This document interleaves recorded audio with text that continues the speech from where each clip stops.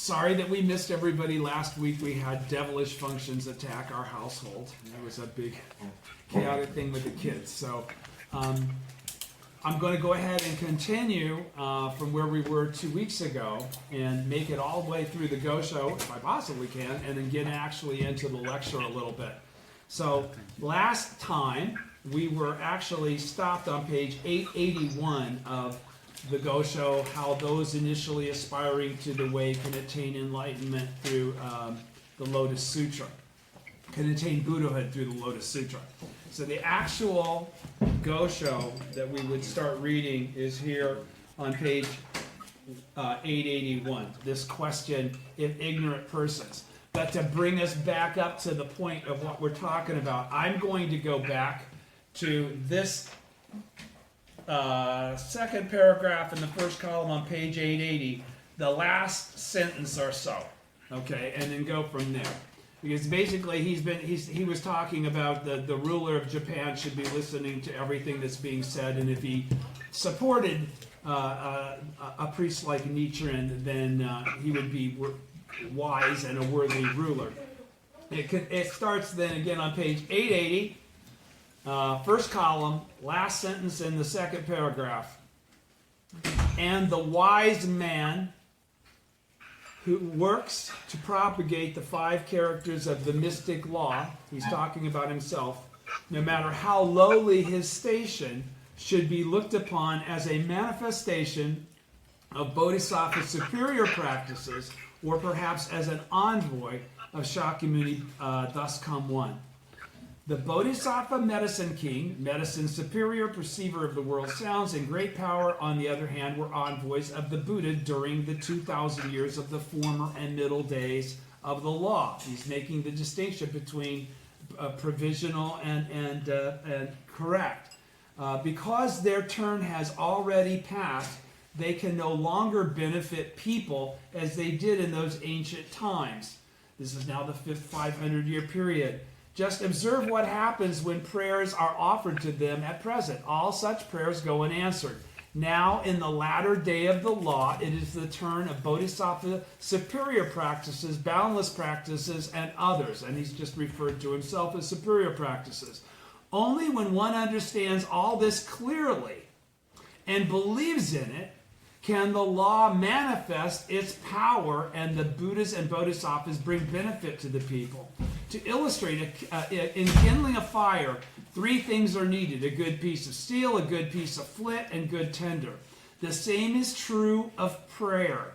3 things are required: a good teacher, a correct teacher teaching the correct thing, a good believer, someone that embraces that teaching with faith, and a good teaching, one that produces results, before prayers can be effective and disasters banished from the land. A good teacher is a priest who is free from any fault in secular affairs, who never fawns upon others, even in the slightest, who desires and is satisfied with little, and who is compassionate.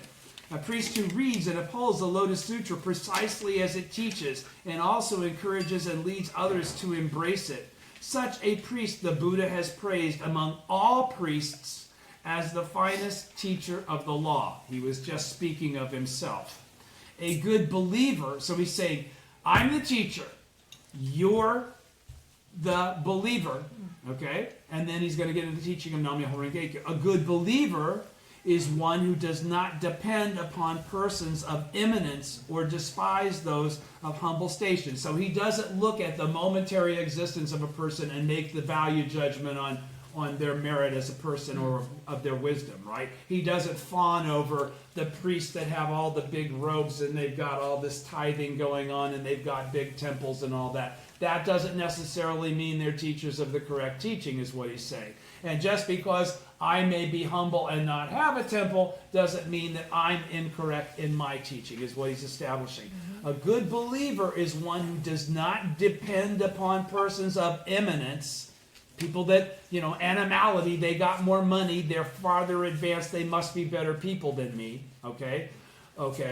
Who not only, a good believer is one who does not depend on persons of eminence or despise those of humble station, who does not rely on the backing of superiors or look down on inferiors, who, not relying upon the opinions of others, upholds the Lotus Sutra among all the sutras, is not affected by the opinions of the other practitioners of the other schools. Such a person the Buddha has called the best of all people. All right? Because that would be actually someone who's a bodhisattva of the earth. As for a good teaching, because he's the teacher, right? So the believer is a bodhisattva of the earth. As for a good teaching, the Buddha has told us that this sutra, the lotus, represents the foremost among all doctrines. Among all the sutras the Buddha has preached, among those he now preaches, and among those he will preach, this sutra is designated as foremost and therefore is a good teaching. The scriptural doctrines of the Zen, True Word, and other schools stand in second or third place by comparison. And indeed, the doctrines of the True Word school in particular deserve to be put in seventh place. And yet in Japan, these second-rate, third-rate, or even seventh-rate doctrines are used as the basis for prayers, though any proof of their efficacy has yet to be seen. This wonderful law, which is foremost and unexcelled, should in fact be the basis of prayers. He's talking about Nam-myoho Renge-kyo. The Buddha himself has declared that honestly discarding expedient means I will preach only the unsurpassed way, and that the Buddhas appear in the world solely for one reason, which is true. Who then could have doubts in the matter? Question. This is where we left off. If ignorant people, now what does ignorant mean? That means stupid people. It means people that lack the wisdom to perceive the truth. Right? It means people that haven't been given an opportunity. They haven't been taught yet. Ignorance is a lack of understanding based on not having become learned, right? If you're an ignorant person, you don't have to stay an ignorant person. It has nothing to do with intellect. It means you haven't been taught. If ignorant persons should come and ask what path leads to emancipation from the sufferings of birth and death, what teaching of which sutras should one explain for them? What is the Buddha taught concerning this point? Answer. You should teach them the Lotus Sutra. For example, the teacher of the law chapter says, if someone should ask what living beings will be able to attain Buddhahood in a latter-day existence, then you should show him that all these people in the latter-day existence are certain to attain Buddhahood. And the Peaceful Practices chapter says, if he is asked difficult questions, he should not reply in terms of the teachings of the lesser vehicle. He should explain things solely in terms of the great vehicle. You see that? Okay. The meaning of these passages, and again, and when Nichiren says the meaning of these passages, he's interpreting them for you. If you have faith in his teaching, you don't have to try and figure out what they really mean once he says the meaning of this is. When he says what the meaning is, that is the meaning as it relates to the Buddhism of the sowing.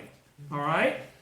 The meaning of these passages is that if someone should ask what kind of persons are capable of attaining Buddhahood, you should reply that persons who embrace the Lotus Sutra are certain to attain Buddhahood. This represents the Buddha's true intention, without exception. Here, a question may rise. People differ widely in their capacity and inclination. Some will want to hear the Nembutsu teachings, while others will want to hear the Lotus Sutra. If one expounds the Lotus Sutra to those who want to hear about the Nembutsu, what benefit will they derive from it? If someone has come and specifically asked to hear about the Nembutsu, should one insist on teaching that person the Lotus Sutra? The true intention of the Buddha was to preach the law in accordance with people's capacities so they could gain great benefit thereby, was it not? If someone should raise objections of this kind, this is all part of the answer.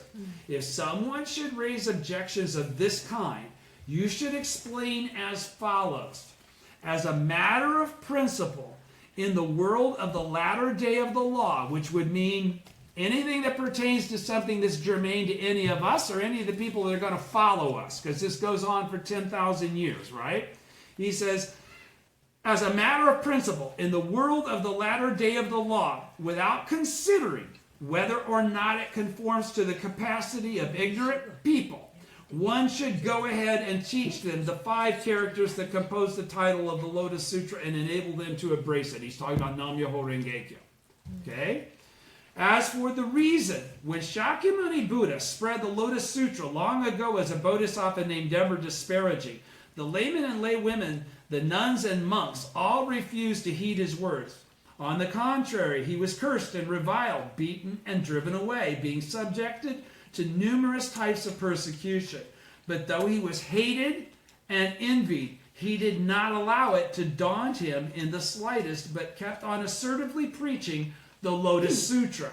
And for that reason, he appeared in our present world as Shakyamuni Buddha. He said so himself. That's why I appeared in the world as the Buddha. The people who had cursed Never Disparaging, Bodhisattva Never Disparaging, did not find their mouths twisting out of shape, and those who had beaten him likewise suffered no stiffening of their arms at the moment of time that they were committing that slander. Right? Do you remember Bodhisattva Never Disparaging, the whole deal there, right? Mm-hmm. Okay. They suffered for many, many, many lifetimes after that lifetime, and eventually were able to become disciples of Never Disparaging and attain Buddhahood. So he's saying, all right, the Venerable Arashima. So he's saying, when you see this adversity coming down, it doesn't really mean anything. The Buddha experienced it as Never Disparaging. Yes. Okay, he's now going to go into Arashima. He's going to talk about all kinds of very capable, correct teachers that suffered difficulties that are profound. They're real difficulties. The Venerable Arashima, who inherited Shakyamuni's teachings, was murdered by a non-Buddhist. And the Tripitaka Master Fatal was branded on the face and exiled to the region south of the Yangtze River. How much more so in the latter day of the law will an insignificant monk who attempts to propagate the Lotus Sutra encounter such difficulties? Like, strap it on, folks. Indeed, the sutra makes this very clear. Therefore, although the people may not heed it or say that it does not suit their capacity, one should nevertheless persist in expounding to them the 5-character title of the Lotus Sutra, because there is no other way than this to attain Buddhahood. Does everybody understand? No other way. Again, someone might object, saying, rather than insisting on preaching the Lotus Sutra when it does not accord with the people's capacity, and thus causing them to slander it so that they fall into the evil paths, it would be better to preach the Nembutsu, which does suit their capacity, and thus awakening in them an aspiration for enlightenment. If someone not only fails to bring benefit to others, but on the contrary causes them to commit slander and fall into hell, he is no votary of the Lotus Sutra, but rather a person of false views. He's qualifying. People may look at me like this when I say what I'm saying. All right? Yeah. He's saying in response to that, though, in reply to such objection, you should point out that in the Lotus Sutra, the Buddha states that whatever the people's capacity may be in the latter day of the law, one should persist in preaching the Lotus Sutra. Right. Ask the questioner how he interprets that injunction. Does he claim that Shakyamuni Buddha, Bodhisattva Never Disparaging, Tiantai, Myolo, Dingyo are persons of false views or non-Buddhists? Then again, with regard to persons of the 2 vehicles, because he's talking about people of learning and realization, right? These arhats and pratyeka Buddhas, all right? Which Shakyamuni had said, what about those people of the 2 vehicles? For most of his teaching life, you can never attain the way. In fact, you've scorched your seeds. All right? It's only in the Lotus Sutra that he reveals that they can attain Buddhahood. Yeah. Then again, with regard to persons of the 2 vehicles who have not fallen into the evil paths and have also escaped from rebirth in the threefold world, the Buddha declares that it is better to arouse in oneself the mind of a dog or a fox than to have the mind of the two vehicles. Wow. That's pretty clear.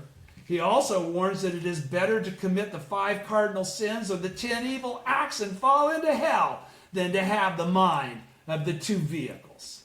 Not falling into the evil paths might appear to be a considerable benefit, but the Buddha did not regard this as his true intention. Even if one should fall into hell because one has heard about the Lotus Sutra, which leads to Buddhahood, with this as the seed, one will invariably become a Buddha.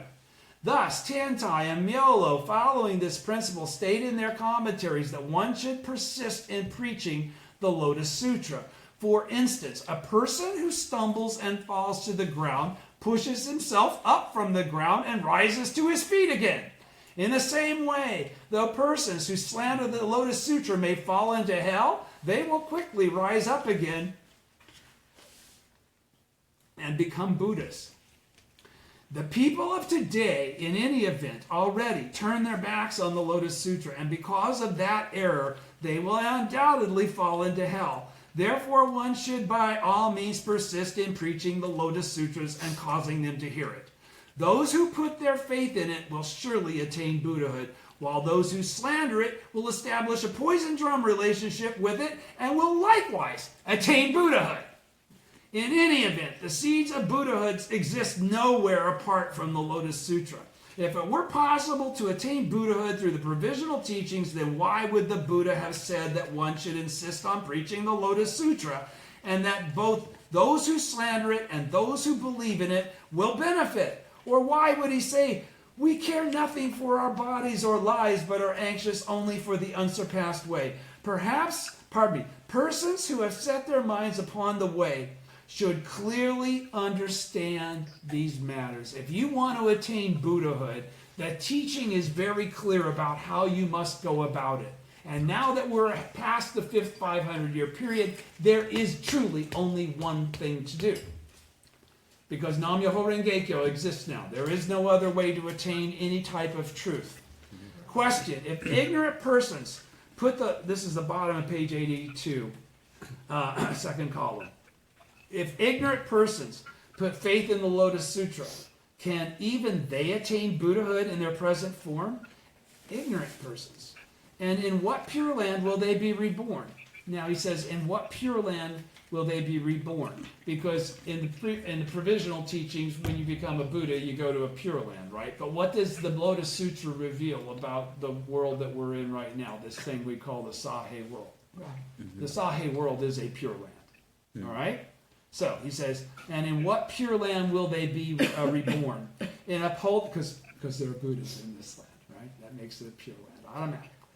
In upholding the Lotus Sutra of those who profoundly grasp the sutra's meaning, practice the seated meditation described in great concentration and insight, and concentrate on the meditative disciplines pertaining to the 3,000 realms in a single moment of life, each in Sanzen, and the 10 objects and the 10 meditations, there may be some who indeed attain Buddhahood in their present form and achieve enlightenment. As for other types of people, it would appear that even if they do not understand the meaning of the Lotus Sutra and are ignorant but have earnest faith, then they will invariably be reborn in a pure land. For it says that in the Lotus Sutra they will be born in the presence of Buddhas of the 10 directions, and she will immediately go to the world of peace and delight. These passages give clear proof that one who has faith in the Lotus Sutra will be reborn in a pure land.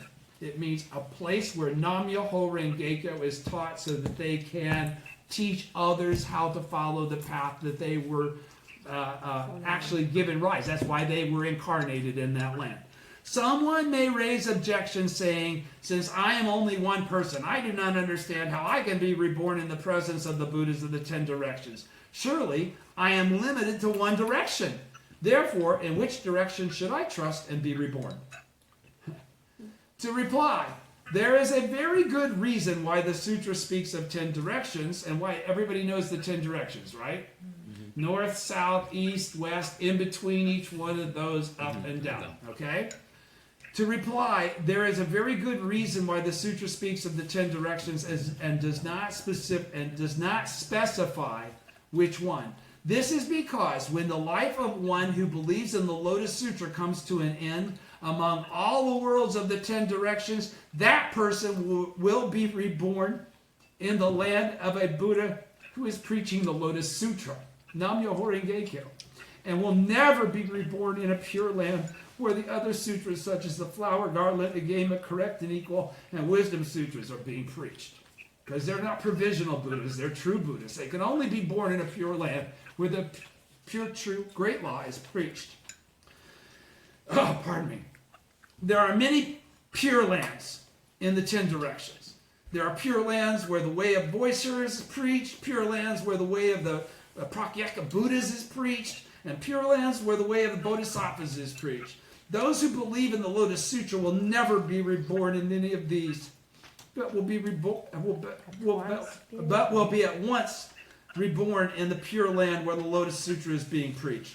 They will take their seats among the assembly, listen to the Lotus Sutra, and as a result become Buddhas. Yet in spite of this, there are those who urge others to set aside the Lotus Sutra in this lifetime, saying that it is not suited to their capacity and that they will master its teachings when they are reborn in the Western Pure Land. It is obvious, however, that such people will never master the Lotus Sutra, even in Amita's Pure Land, nor will they be reborn in any of the other Pure Lands of the 10 directions. Rather, because the offense of turning one's back upon the Lotus Sutra is grave, they will fall into hell and remain there for a long time.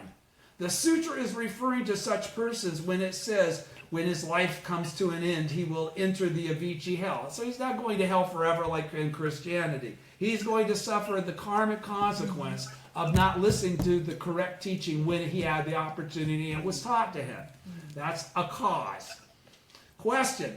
The sutra states she will immediately go to the world of peace and delight where the Buddha Amida dwells. The meaning of this passage is that a woman who embraces the Lotus Sutra will be reborn in the Pure Land of Amida Buddha. It is also said that by reciting the Nimbutsu, one will be reborn in Amida's Pure Land. Since one is reborn in the Pure Land in either case, may we not assume that the Nimbutsu and the Lotus Sutra are equivalent? Answer. The Meditation Sutra, I think my wife's getting me a tissue. Are you? You're a sweetheart, baby. Thank you. Pardon me, folks. Hang on.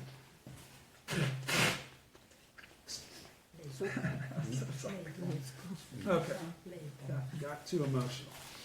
Answer. The Meditation Sutra belongs to the provisional teachings, while the Lotus Sutra represents the true teaching. In no way are they equivalent. The reason is that when the Buddha appeared in the world, though he spent 40 and more years preaching various doctrines, he had a great aversion to persons of the two vehicles, to evil persons and to women, and said not a single word about the possibility of their attaining Buddhahood.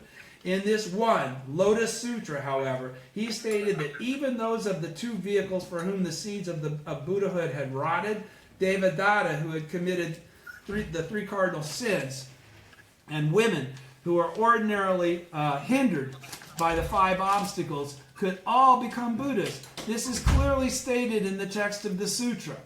The Flower Garland Sutra states, all you girls should really be big fans of these other sutras after I read this.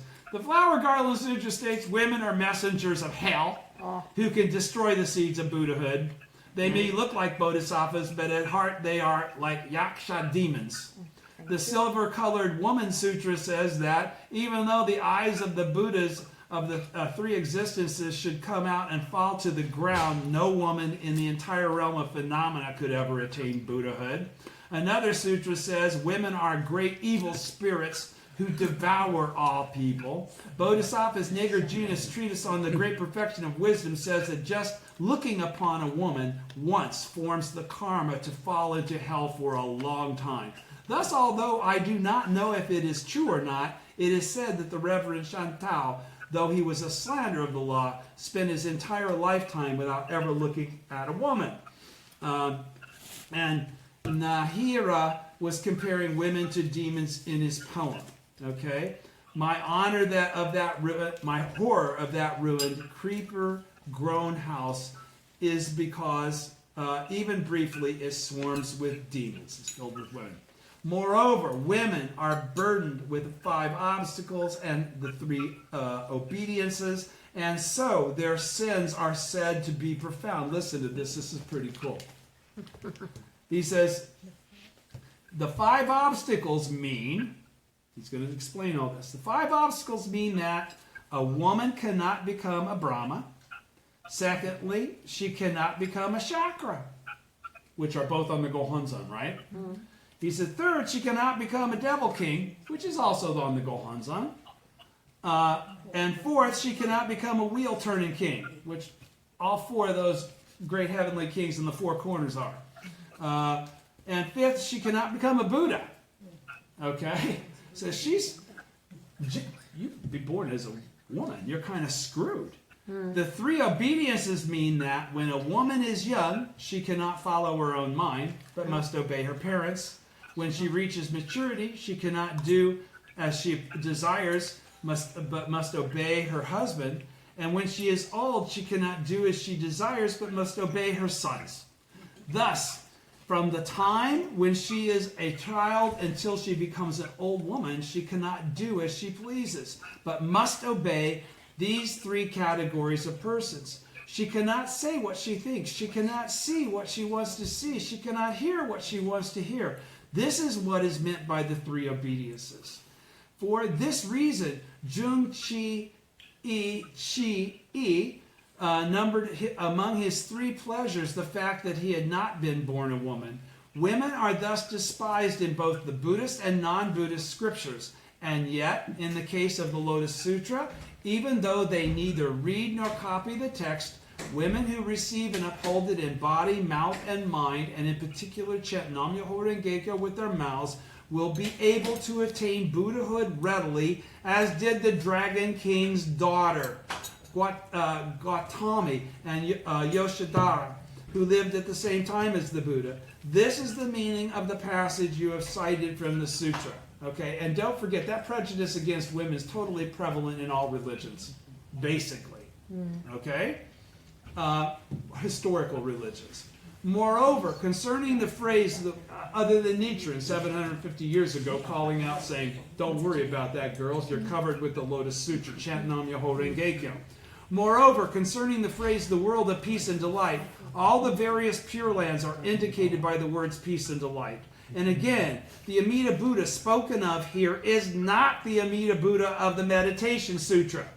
The Amida Buddha of the Meditation Sutra was originally a monk named Dharma Treasury, the master of 48 vows and a Buddha who attained the way 10 kalpas in the past. In the Lotus Sutra, the Amida mentioned in the theoretical teaching was the 9th son among the 16 princes who were the sons of the Buddha, great universal wisdom, excellence. An Amida Buddha who made a great vow to propagate the Lotus Sutra, not Nimbutsu. The Amida who appears in the essential teaching is an emanation of Shakyamuni Buddha. Therefore, a commentary says one should understand that this does not refer to the Amida of the meditation and the other sutras of Nimbutsu. Question, top of page 885. The Lotus Sutra says, the door to this wisdom is difficult to understand and difficult to enter. The persons of our time cite this passage to argue that the Lotus Sutra is not fitted to the capacities of the people. And this seems to me very reasonable. What is your opinion? Answer. Such an assertion is quite unfounded. The reason is because it is put forward by persons who have not grasped the true meaning of this sutra. The sutras that were preached prior to the Lotus Sutra were indeed difficult to understand and difficult to enter. But when we come to the assembly where the Lotus Sutra was preached, then we can see that the Buddhist teaching became easy to understand and easy to enter. For this reason, the great teacher Myolo says in his commentary, the sutras preached prior to the Lotus Sutra are incomplete teachings, which the Lotus Sutra says abandon and discard, right? And therefore it is said that they are difficult to understand. But in this present teaching, it is indicated that all persons whosoever can in fact enter the realm of truth. He's talking about anybody. But this present teaching, the Lotus Sutra, it is indicated that all persons whosoever can in fact enter the realm of the truth, attain Buddhahood. Hence, the teaching is easy to understand. This passage means that in the case of the sutras preached before the Lotus Sutra, because the people's capacity was inferior, these sutras were difficult to understand and difficult to enter. But by the time the Buddha preached the present sutra, the Lotus, the people's capacity had become sharper, and therefore the teaching was easy to understand and easy to enter. In addition, if those sutras that declare themselves to be difficult to understand and difficult to enter do not fit the people's capacity, then you ought to first of all abandon the Nembutsu teaching. I say this because of the 2-volume sutra we read. To embrace the sutra is the most difficult of difficult things. Nothing is more difficult than this. And the Amida Sutra speaks of itself as a doctrine that is difficult to believe. The meaning of these passages, Nichiren says, is that to accept and uphold these sutras is the most difficult of difficult things, that nothing could in fact be more difficult, and that these doctrines are difficult to believe. Question. The sutra reads, in these more than 40 years I have, and everybody understands that. The question was, if the Lotus Sutra is so difficult, why do you teach that? He's saying, well, the other sutras say they're even more difficult. The Lotus Sutra, especially Nembutsu, he's calling out Nembutsu specifically. Question. Which was the most popular form of Buddhism at the time in terms of practice of practitioners? Question. The sutra reads, in those more than 40 years I have not yet revealed the truth. It also reads, as for those living beings who are unable to hear this sutra, speaking of the Lotus Sutra, though immeasurable, boundless, inconceivable asamyak kalpas may pass, they will in the end fail to gain unsurpassed enlightenment. Just what are these passages saying? Answer.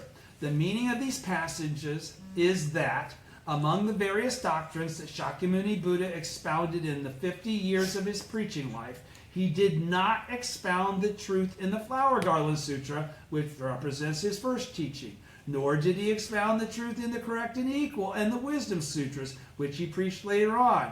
For this reason, people who carry out the practice taught by the Zen and Nembutsu schools or uphold the precepts will never attain Buddhahood, even though immeasurable and boundless kalpas may pass.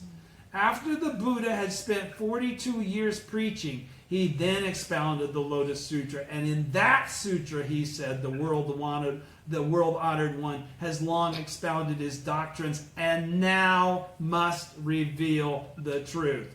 When they heard and understood these words of the Buddha, Shariputra and the others of the 1,200 arhats, the 12,000 voice hearers, Maitreya and the others of the 80,000 bodhisattvas, Brahma, Shakra and the others of the 10,000s of millions of heavenly beings, and the king Ajatasattu and the countless and innumerable other rulers. And since times past, often we have heard the world-honored one preaching, but we have never heard, they all said, since times past, often we have heard the world one's preaching, but we have never heard this kind of profound, wonderful, and superior law. Thus, they declared that although they had constantly attended the Buddha and heard him preach various doctrines over 42 years, they had never heard anything like this, the Lotus Sutra, this precious Lotus Sutra. How can the people of the world so misunderstand such clear passages as to think that the Lotus Sutra and other sutras are equal? Not only that, but they say that the Lotus Sutra, because it does not suit the people's capacity, is like brocade worn in the dark of night, or like last year's calendar. When they happen to encounter someone who upholds the sutra, they look on that person with scorn and contempt, hate and envy, and purse their lips in disapproval. This is nothing less than slander of the law. How then could they be reborn in the Pure Land or attain Buddhahood? it appears that such people will surely fall into the hell of incessant suffering, which we know is not forever. Question, because they've now created a poison drum, reverse, they're going to attain Buddhahood just by virtue of that. Question, generally speaking, people who have a correct understanding of the Buddhist teachings and who act in accordance with the Buddha's will are looked up to by the world and respected by all. And yet in our present age, in the case of those who uphold the Lotus Sutra, the world joins in hating and envying them, treats them with contempt and scorn, sometimes driving them away, sometimes condemning them to exile, never dreaming of giving them alms, but rather hating them as though they were deadly enemies. It would almost seem as though the followers of the Lotus Sutra were evil-minded people who were going against the Buddha's will and interpreting the Buddha's teachings in a distorted manner. How do the sutras explain this? And of course, he just described all of his own actions, okay, in that question. All right? He says, according to the sutra text, the votaries of the Lotus Sutra in the latter day of the law. And the reason that this Gosho has this title is if you accept his explanation of each one of these questions and establish doubt-free faith as a result of him answering all these questions and making it very clear this is how you're supposed to believe, it's impossible for you to not attain Buddhahood in this lifetime. Impossible. Impossible. Answer. According to the sutra text, the votaries of the Lotus Sutra in the latter day of the law who are so faithful in upholding the sutra that they are hated by others are the true priests of Mahayana. Wow. They are the teachers of the law who will propagate the Lotus Sutra and bring people benefit. They bring people benefit. As for the priests who are thought well of by others, who go along with other people's desires and so come to be revered, one should regard them as the enemies of the Lotus Sutra and as evil influences in the world. A sutra passage likens persons of this type to a hunter who spies sharply about him as he stalks a deer, or to a cat who hides its claws as it creeps up on a mouse. In just such a way, we are told, do they flatter, deceive, and mislead the laymen and laywomen? In addition, the encouraging devotion chapter mentions three groups of people who are enemies of the Lotus Sutra. The first group consists of laymen and laywomen. These laymen and laywomen and women who hate and curse the votaries of the Lotus Sutra, beat them, put them to the sword, drive them from their dwellings, or slander them to the authorities so that they are exiled to distant places. They behave toward them with pitiless enmity. The second group consists of monks. These men are arrogant at heart, and though they have little true understanding, they pretend to be very wise and are looked upon by the people of the world as great authorities. When these men see the votaries of the Lotus Sutra, they hate and envy them, treat them with contempt and scorn, and speak evil of them to others as if they were inferior to dogs or foxes. In their opinion, they alone have truly understood the Lotus Sutra. The third group is made up of monks living in secluded places. These monks have all the outward signs of being holy men. They possess only the prescribed 3 robes and 1 begging bowl, and live in seclusion in a private spot in a mountain forest, so that everyone looks up to them as though they were arhats living at the time of Shakyamuni Buddha. And all people revere them as though they were Buddhas. When these men see the monks who read and uphold the Lotus Sutra in accordance with its teachings, they hate and envy them, calling them great fools or holders of grave erroneous views, claiming that they are completely lacking in compassion and that they preach non-Buddhist doctrines. And because the ruler looks up to such men and believes what they say, everyone down to the common people gives alms to them as though they were Buddhas. Thus, the Buddha taught that persons who read and uphold the Lotus Sutra in accordance with its teachings will invariably be hated by these three types of enemies. Those are the three powerful enemies, right? Okay, Ryokan is one of those. So he's saying, question, is there any evidence to indicate that one should embrace, in particular, the name of the Lotus Sutra in the name, pardon me, is there evidence to indicate that one should embrace in particular the name of the Lotus Sutra in the same way that people embrace the name of a particular Buddha? Because again, this is talking about the Nimbutsu, praising and repeating Amida. He's saying, the sutra states, the Buddha said to the demon daughters, excellent, excellent.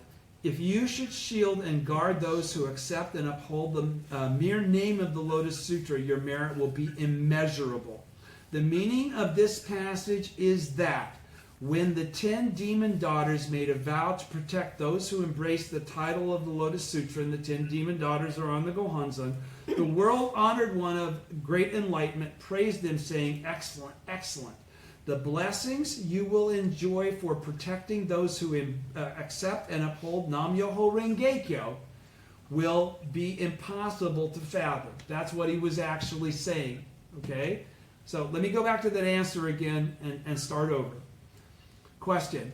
Is there any evidence to indicate that one should embrace in particular the name of the Lotus Sutra in the same way that people embrace the name of a particular Buddha? Answer. The sutra states, the Buddha said to the demon daughters, excellent, excellent. If you should shield and guard those who accept and uphold the mere name of the Lotus Sutra, your merit will be immeasurable. The meaning of this passage is that when the 10 demon daughters made a vow to protect those who embraced the title of the Lotus Sutra, the world-honored one of great enlightenment praised them, saying, excellent, excellent. The blessings you will receive for protecting those who embrace and uphold Nam-myoho Renge-kyo will be impossible to fathom. They will be splendid blessings, truly wonderful. This passage implies that we ordinary people, whether we are walking, standing, sitting, or lying down, should chant Nam-myoho Renge-kyo. As for the meaning of Myoho Renge-kyo, the Buddha nature inherent in us, ordinary people, the Buddha nature of Brahma, Chakra, and the other deities, the Buddha nature of Shariputra, Magdayana, and the other voice here is the Buddha nature of Manjushri, Maitreya, and the other bodhisattvas, and the Buddha nature and the mystic law that is the enlightenment of the Buddhas of the three existences are one and identical. This principle is called Myoho Renge-kyo. Therefore, when once we chant Myoho Renge-kyo with just that single sound, we summon forth and manifest the Buddha nature of all Buddhas, all existences, all bodhisattvas, all voice hearers, all the deities such as Brahma, Chakra, and the King Yama, the sun and the moon, the myriad stars, the heavenly gods, the earthly deities, on down to hell dwellers, hungry spirits, animals, asuras, human and heavenly beings, and all other living beings. This blessing is immeasurable and boundless. Boundless means there is no end to it. When we revere Myoho Renge-kyo, inherent in our own life as the object of devotion, the Buddha nature within us is summoned forth and manifested by our chanting of Nam-myoho Renge-kyo. This is what is meant by Buddha. To illustrate, when a caged bird sings, birds who are flying in the sky are therefore summoned and gather around. And when the birds flying in the sky gather around, the bird in the cage strives to get out. When with our mouth we chant the mystic law, our Buddha nature being summoned will invariably emerge. The Buddha nature of Brahma Chakra being called will protect us. The Buddha nature of the Buddhas and Bodhisattvas being summoned will rejoice. This is what Buddha meant when he said, if one can uphold it, the mystic law, even for a short while, I will surely rejoice, and so will the other Buddhas. All Buddhas of the three existences, too, attain Buddhahood by virtue of the 5 characters of Myoho Renge Kyo, which is Nam-myoho Renge Kyo. These 5 characters are the reason why the Buddhas of the 3 existences appear in the world. They are the mystic law, whereby all living beings can attain the Buddha way. You should understand these matters thoroughly, and on the path of attaining Buddhahood, chant Nam-myoho Renge Kyo without arrogance or attachment to biased views. Nichiren. Okay? And we already read the background when we read the first part. So that's the end of the Gosho. I'm going to go very quickly. We just read the last part, right? The last part is what the lecture is actually on. So I'm going to be able to skip page 33 and go straight to page 35, and I'm only going to read to page 39. Okay? I'm going to try and get this in as quick as much as I can. All right, so starting on the top of page 35, it starts with what I just finished reading. Courage gives rise to self-resolve.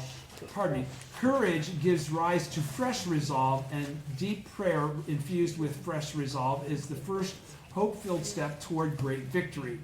In the SGI, May is always a month brimming with our members' fresh determination to advance Kosen Rufu.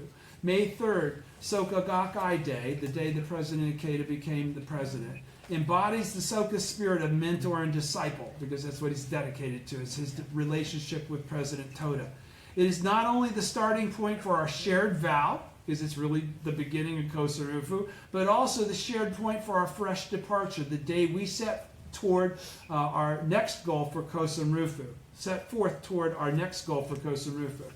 The history of our movement is one of embarking on new challenges based first on earnestly chanting Nam-myoho Renge Kyo with fresh determination.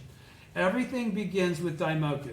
And what he's going to talk about now is he's going to say all this studying is great, but he's going to emphasize about 50 times in a row that it really is based on your Daimoku. Yes. Everything is based on your Daimoku. If you guys think that I'm able to read this because of what I've read or studied, it has nothing to do with it. It's the Daimoku that I've chanted. Seriously. So he's saying everything begins with Daimoku. Please take to heart what President Ikeda is saying. Please understand, it's not enough to have a good, warm, fuzzy feeling or, Kosen Rufu, yeah. You must act as the Buddha to be the Buddha.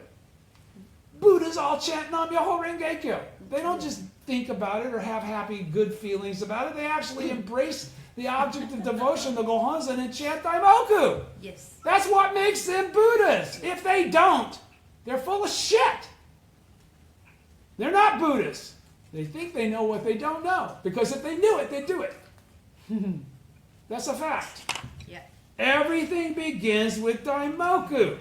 With our best wisdom and effort, based on steadfastly chanting, we have triumphed over all matters of obstacles by regarding adversity as an opportunity to deepen our faith, to bring forth the beneficial power of chanting Nam-myoho Renge Kyo, and to gain brilliant personal experiences of spiritual revitalization.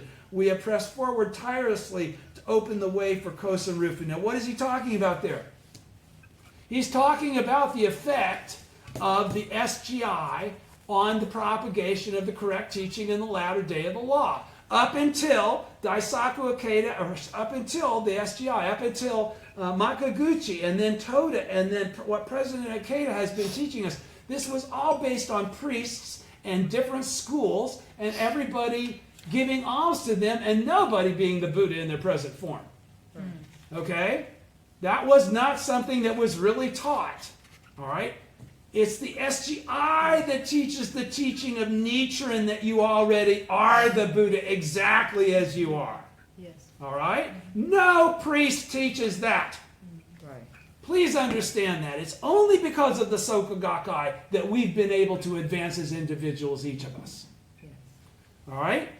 with our best. When he's saying with our best, he's talking about all of us. With all of our best wisdom and effort and steadfastly chanting, we, all of us, have triumphed over all manner of obstacles, have we not? Isn't that why we all have continued to practice? By regarding adversity as an opportunity to deepen our faith. In other words, by taking the obstacles that we face and challenging the Gohonzan to provide us with actual proof, to bring forth the beneficial power of chanting Nam-myoho Renge-kyo and to gain brilliant personal experience, a spiritual revitalization. We press forward tirelessly to open the way for Kosen Rufu. This has all been based on us as the Buddha. Nothing that I just mentioned was based on anybody but you, me. You understand? No matter the times or circumstances, chanting Nam-myoho Renge-kyo is our foundation. Nichiren, so she says, no matter what happens from now on, guys, I might be dead, Daisaku Ikeda is saying, but the first time somebody says, oh, you don't have to chant Daimoku, they're going against my basic teaching. No matter the times or circumstances, chanting Nam-myoho Renge-kyo is our foundation. Nichiren writes, suffer what there is to suffer, enjoy what there is to enjoy, regard both suffering and joy as facts of life, and continue chanting Nam-myoho Renge-kyo. He urges us to chant in times of both suffering and joy, to keep chanting through all times of happiness, sadness, or suffering. It is the path to attaining Buddhahood in this lifetime. Chanting Nam-myoho Renge-kyo is the means by which we tap our inner Buddhahood, vanquish devilish functions, overcome our karmic suffering, and transform our state of life. It is an unparalleled practice that enables us to savor the boundless joy of the law. Chanting makes it possible for us to forge a state of absolute happiness in which being alive is itself a joy. If we always keep chanting, no matter what happens, we will come to savor complete peace of mind. We will be able to bring peace to we will be able to bring forth the vast and boundless life state of Buddhahood within us. In this chapter, let us look at what Nichiren has to say about the fundamental practice of chanting Nam-myoho Renge-kyo, focusing specifically on the closing section of this letter. In this letter, Nichiren clarifies that the Lotus Sutra alone reveals the Buddha's true intention, and he teaches that Nam-myoho Renge-kyo is the law for attaining Buddhahood, which is to be propagated in the evil latter age of the Buddha's after the Buddha's passing. While the letter's date and recipient are unclear, its content focuses on refuting the Nembutsu school's view of the existence of an otherworldly Pure Land, or Christian heaven. Pure Land, which formed the heart of Amida worship during Nichiren's day. There is also a brief reference made to the attainment of Buddhahood by women taught in the Lotus Sutra. The contents therefore suggest that the letter may have been addressed to a female follower who had either formally recited the Nembutsu, the name of Amida Buddha, or was still drawn to the Pure Land teachings. He wrote with the aim of teaching her the basics of faith in the Lotus Sutra, the essence of which is chanting Nam-myoho Renge-kyo. We will be discussing the section that comes immediately after Nichiren's detailed guidance on the basics of faith. He goes on to explain the profound significance of chanting Nam-myoho Renge-kyo and the benefit to be experienced as a result. Chanting Nam-myoho Renge-kyo gives us the energy and vitality for limitless progress. It gives us the wisdom and courage to be able to regard any adversity as a cause or opportunity for great development. This is because Nam-myoho Renge-kyo is the name of the fundamental life force of the universe itself. Therefore, those who put chanting first are invincible champions who employ the strategy of the Lotus Sutra above all else. Based on Nichiren's writings, let us delve deeper into the significance of chanting Nam-myoho Renge-kyo, the source of true victory. And now he's going to get into the rest of that, and I'll stop there. I'll go ahead and do the rest of it next week. Okay. By the way, after next week, everybody knows we're going to take some time off. Yes. Yeah. Okay, so I look forward to completing this next weekend. Thank you. Next week. Thank you. And thank you.